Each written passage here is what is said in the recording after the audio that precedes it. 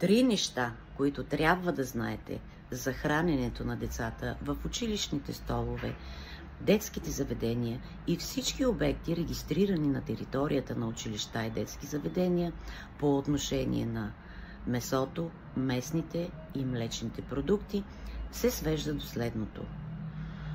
Месото, от което се приготвят храните за деца и ученици, отговаря на изискванията на регламент 853 от 2004 година. Добито е в обекти, които са регистрирани от органите на Агенцията по храните и от здрави животни.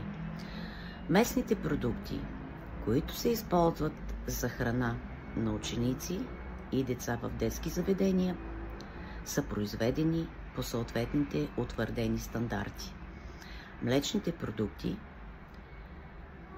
отговарят на следните изисквания. Киселото мляко е българско кисело мляко, произведено по ЗНП.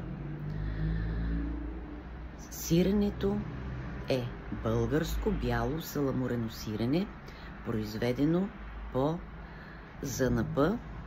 Кашкавалът, който ще се използва за хранене на децата и учениците в детските заведения и училищата, е произведен по български държавен стандарт 14-2010.